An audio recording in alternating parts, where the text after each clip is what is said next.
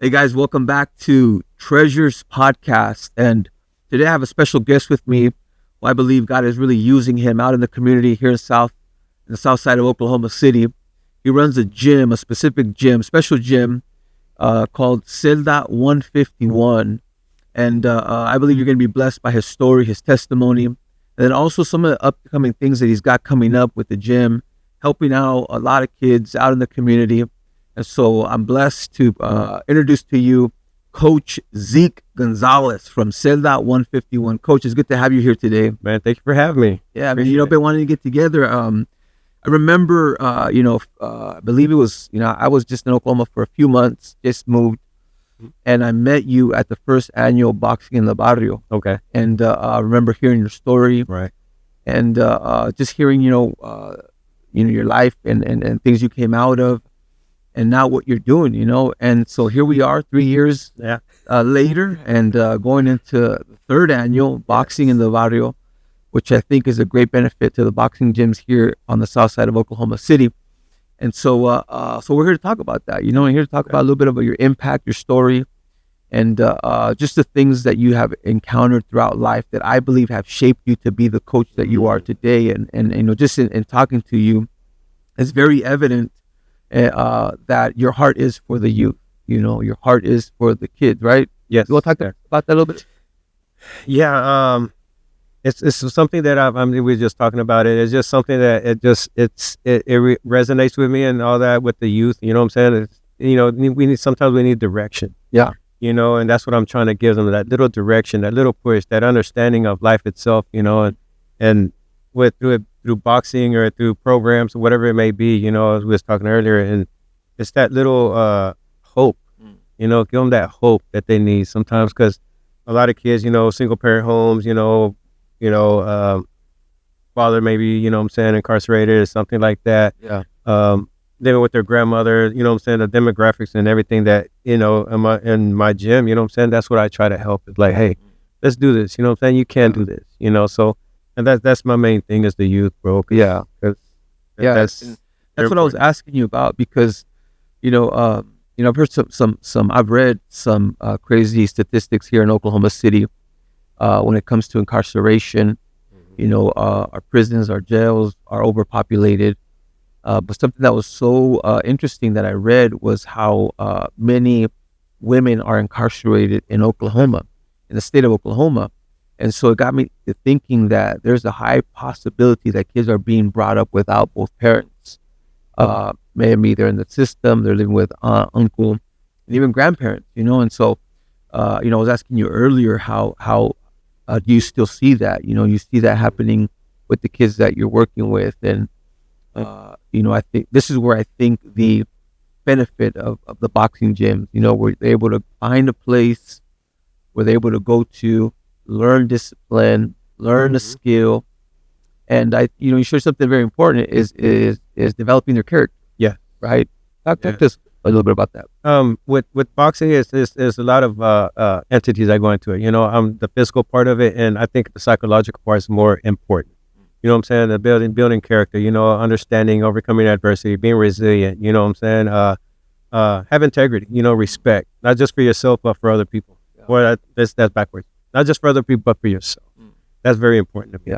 Yeah. Those are the kind of things that helps them, build that character and understanding, what I'm saying, that emotional intelligence, you get hit once, like, hey, hold on, wait. You know what I'm saying? You got to understand, hey, this is a boxing match. Hey, this is a sport. This is something that's going to happen. Right. Because most kids don't like getting hit. Just like us, we don't like to get hit, but then it's understanding that, hey, okay, this is understanding the feelings and, they're reacting to those feelings. And that's something that builds a lot of character in these kids, man. And carries on, like I said, not just inside the ring, but outside the ring, out in the real world, right? So, yeah.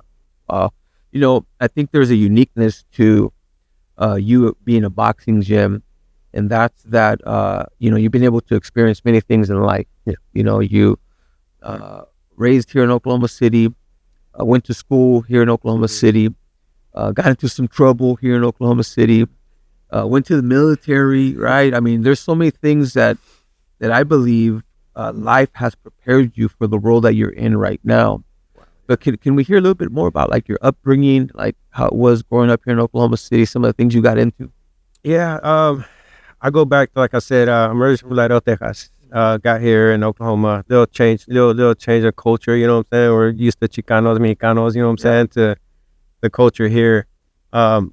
Just to go back a little bit, man. This back early '80s, and one of my fondest memories back then was my tío. He had like a 75, 74 Monte Carlo, a white one. I remember he was in the street and he was drawing. He was real good at drawing. His name is Luis, and he was drawing the lowrider guy, the lowrider logo, you know, with the tando, with the shade and the mustache and all that. I remember that. Fast forward a little bit, I remember my other tío Jose and Nacho, they always had, you know what I'm saying, like Impalas and, you know what I'm saying, Caprices and things like that. My brother had a Caprice. So to me, here in Oklahoma is low riding. Yeah. That's how I grew up into, you know, that lifestyle, Chicanismo, you know what I'm saying? My tíos had, you know, the khakis, you know, the crisp white tee, you know, with the winos. Remember the winos back in the day? I don't think anybody wears them no more, but yeah, bro. They had the winos, you know what I'm saying? But they were always clean, man. They had that self-respect, you know what I'm saying? That respect for themselves, and like, hey, okay, they carry themselves, you know. So that was a big thing. I was raised to, you know, be proud of who you are, Chicano, you know what I'm saying? So that's a big thing. And being here in Oklahoma is kind of like, hey, hold on, what is this? What is that? What are you talking about? So fast forward a little bit, maybe mid '80s, you know, there's a lot of more gang activity going on. Yeah, you see it picking up. Going to like the early '90s, you know, when it was full blown, you know what I'm saying? You had all your, you know, gangs, south side, you know, north side, east side, and all that. You had all kinds of, you know, cliques, whatever, you know. And I partook in that, you know what I'm saying? Because it was something that, you know, I think we talked about structure. And to me, that was my structure. Yeah. And it was like we had this going on, which I played sports throughout high school. That's another thing that saved my life. But it was that, you know, and I think we spoke about that a little bit in regards to, you know, my coaching and things like that helped me out, you know, understand my support system, you know, and show me different ways of living, a different way of, you know, perspective, you know what I'm saying, perception and things like that. Going into something that I always did, you know, was love lowrider. Always to that mini truck. Remember the mini trucks and the Euros? I followed that whole trend.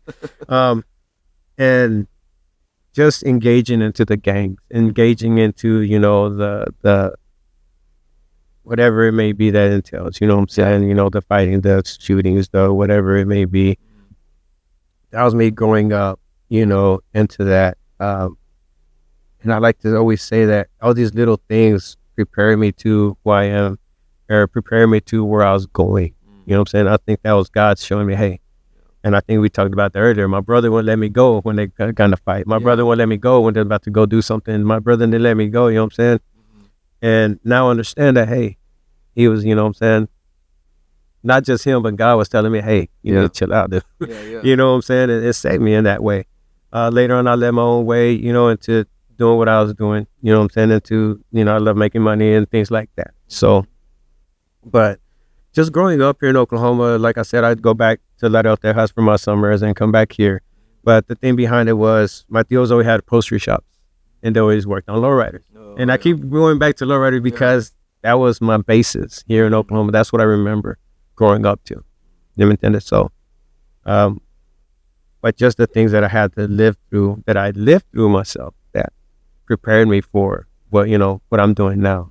And we can go a little bit into that, bit, but, you know, like I said, you know, going into military, you know what I'm saying? Something I never thought I'd go into. You know, I was a jet engine mechanic, and I never thought I could be a jet engine mechanic, you know?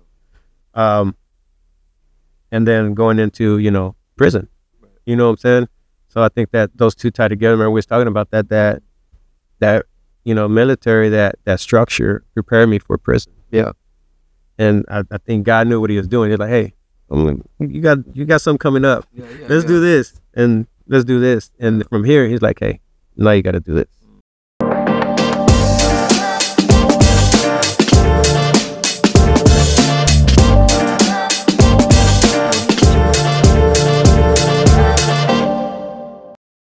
You know what I'm saying? So.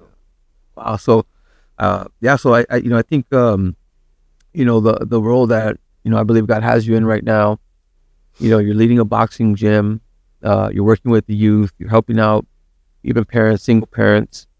One thing that you mentioned to me is that, you keep your phone on 24/7. You really have made yourself available, to the families, kids, and, I think that's something needed, especially in the inner city. We often hear stories of even professional boxers, how they all got their start and how they walked into a gym when they were young, and that gym saved their life, and that's why I see the same thing with Cedla 151. Now, the name is unique. Can you talk to us a little bit about the name of your gym? Yeah. Can I start off with the story where how it happened? Yeah. Okay, so I was sentenced to life in prison. And I'll tell you this right now, when I was sentenced to life, when the judge said, I sentenced you to life, I felt like a relief. I felt like, How old were you? I was, I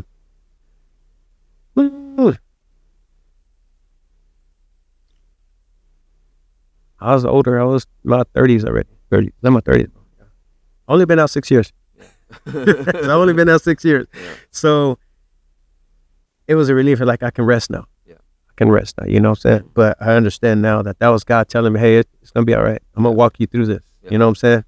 And I had that understanding. So I was sentenced to life in prison, man. And I always say this, I never let prison identify me. I identify myself in prison. Not that I was, a cachingo, not like that. It was just the person that I was. I think we talked about that earlier about that. And I didn't let my environment or my situation identify me. I knew who I was. I know what I was about. And fast forward a little bit, I led a all Spanish Bible study in there. I translated church services from English to Spanish. I had an ESL. I started an ESL program in there in the prison. I was going to school in there, college. I had a job in there also. I was the sports director in there, you know what I'm saying, for the inmates, setting up all the handball tournaments and all the good stuff, you know what I'm saying. It's just giving somebody something to look forward to. And that was something that I always did. I mentored the youth in there también, bro. You know what I'm saying? To stay out the politics of prison, you know what I'm saying? I think I told you I used to talk to everybody, all the sets in there, bro, and we was all cool, you know what I'm saying? It's like, hey, I'm trying to do this. I'm like, all right, cool. You know what I'm saying? So we was all, they were all, with it, you know what I'm saying? With the whole thing that I was trying to do, the culture I was trying to build. Yeah. And so fast forward a little bit, there was a young lady, she was a law student, and she came out and she worked for Project Commutation. So she's like, hey, I want to help you. I was all right, let's do it. Kind of told her my story. She's like, okay, Zeke, you don't belong here. I was like, okay, yeah, all right, let's do this. You want to help me? Yeah. Fast forward, she got me in front of the probation parole board. All right, a commutation is sentence reduction. Yeah. All right. So she got me in front of the probation parole board, and they voted unanimously to give me a commutation. Because they didn't understand. Right before I went to prison, I was in the Air Force. I was working as a civilian. I had just signed 6 years on the reserve side. On that, I was going to college to become a supervisor there at Tinker Air Force Base as a jet engine mechanic. So they're like, what happened? I was like, well, just old cases that came and got me, things. And so they voted unanimously. All right, so now it's up to the governor of Oklahoma. The parole investigator suggested 25 years. And I'm like, that's cool. They're like, what? Like, hey, that's cool. Better a life sentence. You know what I'm saying? I like to think of my life like, what I'm saying? Everything in general is like, my cup half full versus half empty. Yeah. You know what I'm saying? I'm very optimistic yet a realist. Yeah. So fast forward, now it's up to the governor of Oklahoma to give me the 25 years. 3 days before Christmas, I got called into the unit manager's office. She gets behind the desk and she goes, Zeke, do you need $50 for a bus pass, or can you have somebody come pick you up? Like, I'm sorry, Miss Mary, I'm not understanding what you're saying. She goes, Zeke, do you need $50 for a bus pass, or can you call somebody come pick you up? I'm like, I'm sorry, Miss Mary, I don't understand what you're saying. She goes, Zeke, you're going home tomorrow. Wow. The governor of Oklahoma signed your commutation, time served, immediate release. Wow. 3 days before Christmas, and I remember that I didn't know how to feel. You know, people are like, oh, you know, I didn't know how to feel. I didn't know. I woke up that morning with the life sentence hanging over my head to, hey, you're going home tomorrow. You know, so that was a big blessing right there. And I think it has to do with a lot of things that I did before that, you know, that God understood. Hey, and I'll tell you this right now, it's like, you know, when you got that moment, like, hey, okay, God, Yeah. you know, take the wheel. Like they say, take the wheel. This is you, God. You know what I'm saying? This is you. You know what I'm saying? I started, you know, and I started fasting. I started doing what I needed to do, you know what I'm saying? Following that. Yeah. You know, and that's what happened, you know, it came about and I'm like, hey, you know, I'm gonna tell you some things right now that get emotional, but it's things that I keep dear to my heart, and I keep it fresh for me to understand where I'm at and where I'm here, and understand that any given moment I can go back to what I used to do, and guess what? It's gonna be the same, you know, that cycle again. Yeah. And that's something we're trying to break, these cycles. You know what I'm saying? And I broke these cycles with my kids. None of them went to prison, thank God. They're all doing well, you know what I'm saying? And that's what I'm trying to do with our youth now, is trying to break that cycle. So when they told me, you know, I get to go home tomorrow, I call my mom, I call my jefita, you know what I'm saying? My jefita, and she goes, and it's just like, hey, mom, you know what I'm saying? Can you come pick me up tomorrow? Yeah. That was my first words, bro. It wasn't nothing. And she goes, ¿de qué estás hablando, Ezekiel? You know what I'm saying? Because, you know, she never calls me Ezekiel unless I'm in trouble. Yeah. And I said, no, mom, hey, I get to go home tomorrow. The governor of Oklahoma signed my commutation. Time served, I get to go home. So we kind of, you know, she's like, what time? Esto y lo otro. Asked Miss Mary, like, hey, no, you know, after first count, you know, after 6 o'clock count, as soon as it clears, you can get to go home. Yeah. You know, okay. We figured all that out, the logistics, okay. We hung up. So that's what I'm talking about. So about a couple of years later, as my little brother, I'm like, man, what did mom do? And I always get this, man, because it's like, when she hung up, you know, and she cried.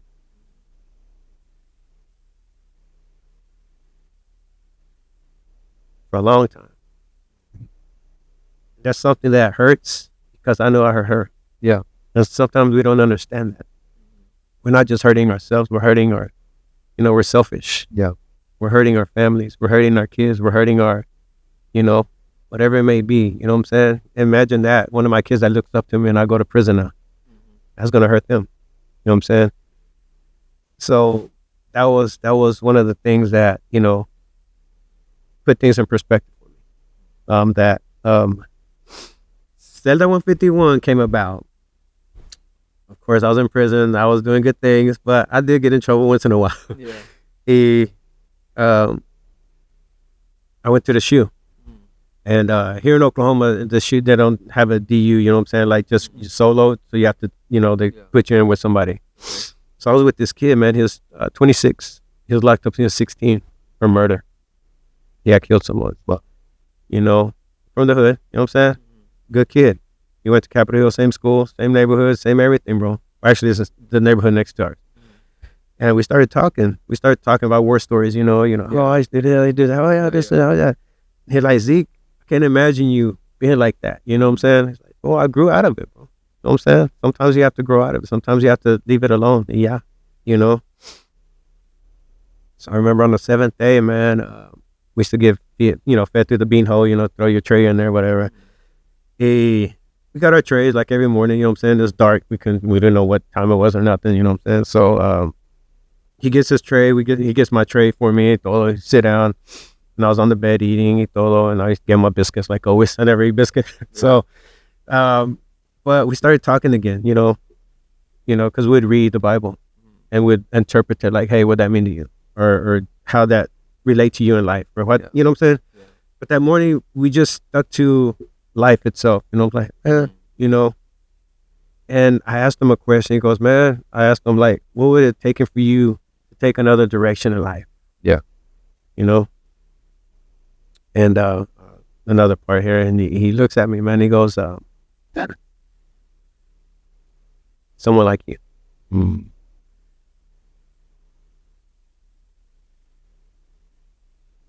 mind that I was still serving a life sentence. But when I did get released, that always stuck with me. Even though he was a little, he said he was on my I won't say a problem child. He was always peleonero. You know what I'm saying? Yeah, yeah. But after we talked, man, after he got out, he chilled out, bro. You know what I'm saying? He se calmó. And that's a big thing to me. But when I did get released, man, I understood, hey, and now it's my turn to do this. If I can help somebody like that, you know, and you hear that, oh, if I can help one person, hey, that's true. If I can help one person, that's it. Yeah. And said that 151 came from that. That was my cell number in prison, man.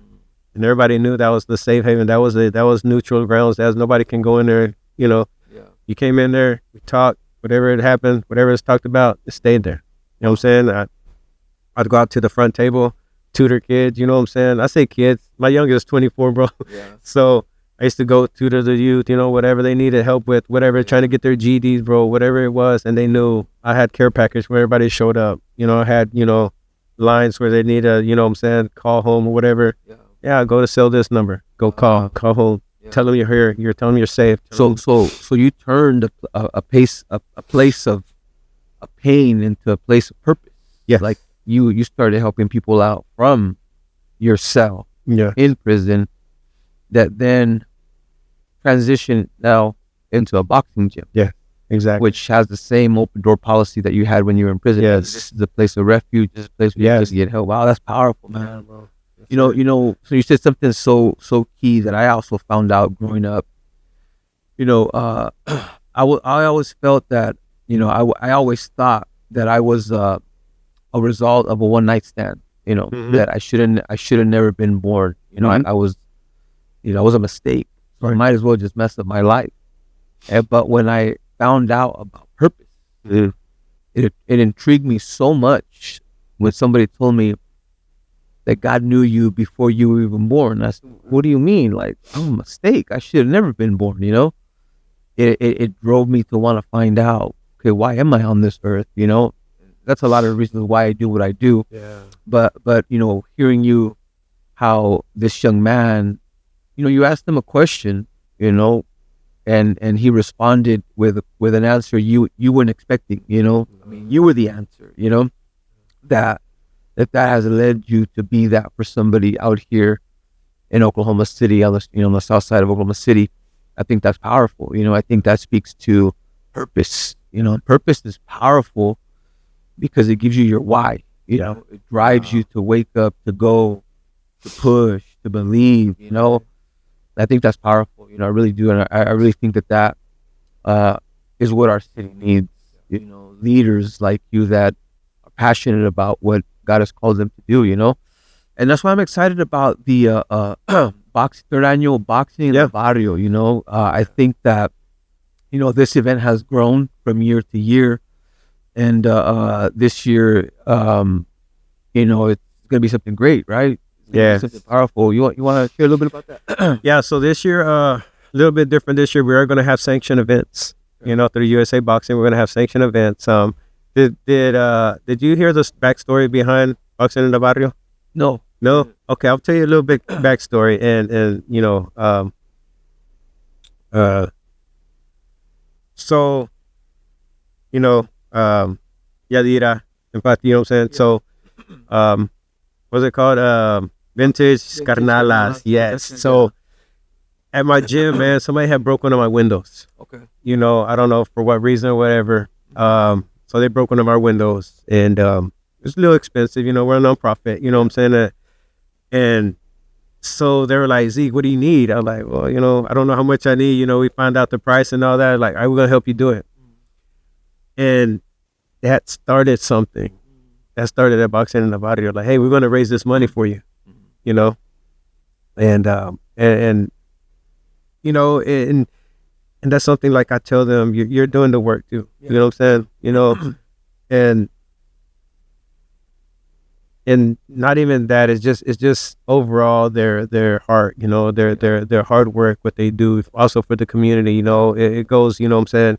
Sometimes it's not recognized to certain people and things like that, but they do a lot in the name, you know. By the way, shout out to Yadira and Patty. Yes, you know, they're pushing this event. Bro, yes. You know, I consider them heavy hitters. There you go. Yeah, In Oklahoma, man. They Yeah. they get the word out, and their videos get views. You know, Yeah. I mean, they bro. really really push it, man. Yeah. But yeah, it's great what they initiated. You know, Yes. to help out the boxing gym. Yeah. So, and with that, man, bro, it's just been growing, like I said, and this is the first year we're actually going to have bouts and everything, sanctioned bouts. And the thing behind it is giving the kids a platform, bro. Yeah. Giving them a platform to show their athleticism through boxing. You know, it'll be a great event. We're going to have a lot of programs and things like that. A lot of we're trying to think of that word, entertainment, todo. Yeah, food vendors. Yes, food vendors, food trucks, lowriders, a lot of resources. Yeah. A lot of resources sometimes we don't know about. You know what I'm saying? That maybe somebody needs. Yeah. You know what I'm saying? Whatever it may be, you know. So another person, Daniela's she's doing a lot of work behind the scenes, you know what I'm saying, trying to get all these resources, people to come out, you know what I'm saying, and offer these services that they have that people don't know about. That's something that I like to say, I like to do, man, with the kids, you know, with the youth, is mobilize these programs for them, because they don't know they're there. So me entiendes? Like when I was a kid, all these programs out here nowadays, if I was a kid, I wouldn't be in the situation. Maybe I had to be in the situation to be where I am, but maybe it would have been a little bit different. So me entiendes? You know, and I love it because there's a lot of resources out there for these, you know, for the youth, man, a lot. And so like you said, food trucks, entertainment, lowriders going to be out there. You know, besides lowriders, we got the cars out there, car show. Like I said, resources out there, and the boxing, man. That's it, man. We have people out from Texas, Kansas, you know, from the city, Lawton, you know, Tulsa. So we'll have a good mixture of and that's gonna be Saturday, September 27th. Yes, from 12 to 6 p.m. at the arena's venue, right? Yes. We'll put all the information on the screen. This would be a great event to bring your family to. It's gonna be family friendly. It's gonna be fun the entire day. 20 sanctioned bouts. 20 sanctioned bouts. It's gonna be powerful to see the kids get up there, do their thing, and then also the resources are gonna be available to just connect. Come on out. It's gonna be a powerful thing. Lowriders will be out there as well, and also entertainment. So bring your family. It's gonna be a powerful event. It's free. It's free. It's totally free. Yeah, 100% free. You know, this is to support the boxing gyms in Oklahoma City, south side of Oklahoma City, which they're doing a tremendous job with the kids. You know, helping them build their character, and then giving them a way out. You know, of the things that sometimes, you know, young people can get into. But you know, it's a powerful thing. And then you know, I do want to say that you know, Coach Zeke, you know, has his boxing gym, Cedla 151. Where are you guys located at? We're at 238 Southwest 25th, right there on the intersection of 25th and Harvey. And if they want more information, they can get a hold of me. Only put my number out there. All right, it's 405-886-9575. Again, that's 405-886-9575. Felt like a commercial. But well, Coach, it's so great to be able to talk to you. And you got something else? Yes, I do. So this year, like I said, every year they pick gyms. You know, Yadira and them pick gyms to help out. Okay. This year is going to be Aslan Boxing. Aslan Boxing, yes. Marce, he has a great program. A great program, man. Very faith-based program y todo. And he got great kids over there. He's a great person. I've known him for days. He used to play soccer too. I used to play with him, bro. Yeah. Marce used to play, man. I've known him like 30 plus years, man. Wow. So yeah, we used to play together and things like that. So he's a great guy. You know what I'm saying? He's empowering the youth also. You know what I'm saying? Like I said a while back, you know, the more gyms, the merrier. The more youth we can touch, more youth we can help, more, you know what I'm saying? So, that's right. Yeah, so powerful. Yeah. So there you have it. Coach Zeke from Cedla 151. Powerful story. Get connected with him. Come on out to this event, Boxing in the Barrio, 3rd annual, September 27th. It's going to be powerful, and it's going to be a great experience for the family. Well, thanks, Coach, for coming on now. It was great to have you, and we're praying for you, believing God for great things for you, your gym, and your entire family. Man, thank you. I appreciate you having me. Amen. Bless you.